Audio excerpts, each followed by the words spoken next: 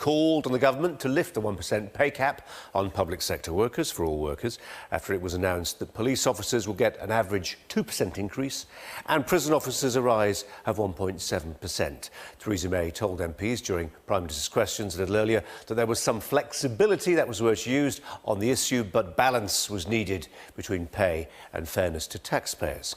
These are some of the numbers involved. Pay for public sector workers, that includes those in the NHS, police, prison service, teachers, costs more than £150 billion every year. Increasing the pay of all the workers costs the public finances something like £1.5 billion for every percentage point it goes up. An inflation-matching pay rise of 2.9% across the board, that would cost something like £5 billion a year. The National Police Chiefs Council said the extra 1% announced for officers, their officers, will cost £50 million, something forces actually haven't necessarily budgeted for. They say police officer pay makes up around 50% of total force budgets, which have had real terms cuts of 18% since 2010.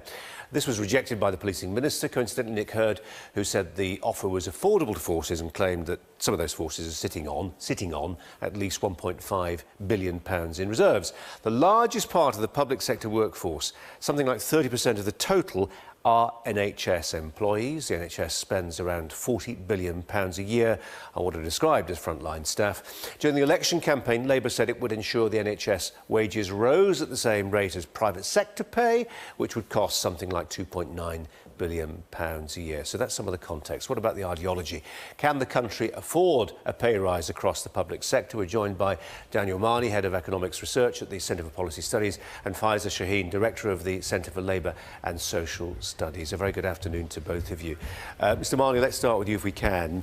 As our graphic just illustrated then, a relatively modest pay increase for an individual has a commensurately huge impact on the public finances.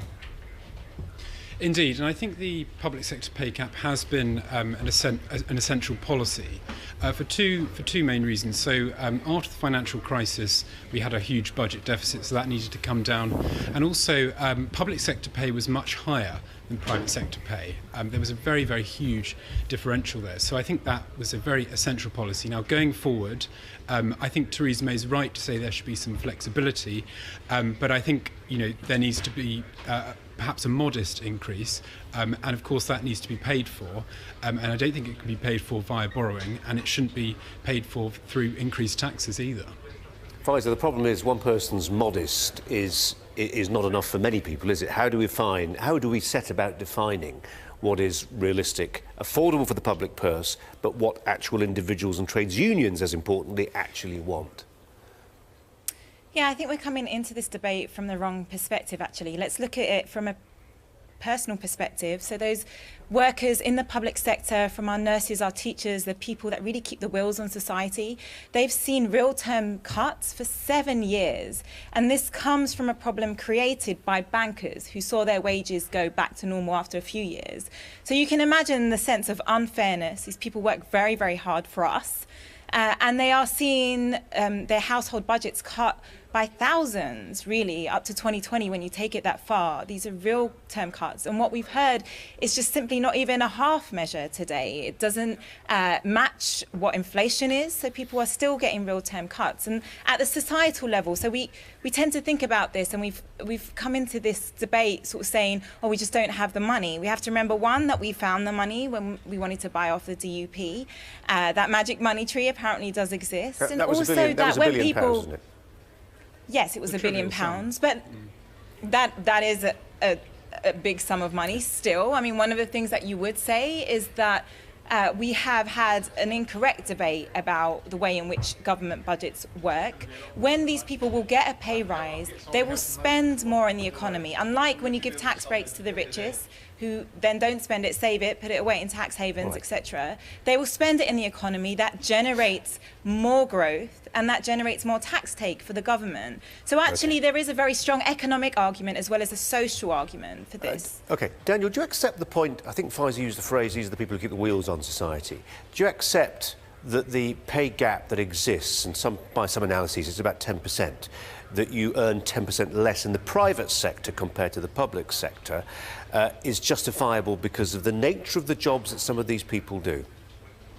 Well, when you account for worker characteristics, there is still a benefit to being a public sector worker. So you're still earning 4% more, and that doesn't even include any of the pension benefits. So I think that is important to note. I think, as I said, I think there could be some loosening for public sector pay, but if we go with what the unions say, which is 5% across the board, that would be incredibly dangerous. So there'd be massive inflationary pressures, interest rates would rise, the confidence in the government would fall, government borrowing costs would increase, and then you would have a slowdown in the economy, and that would be good for absolutely no one. So the government needs to make sure it doesn't give in to this pressure while making sure that, you know, some loosening can happen in certain areas.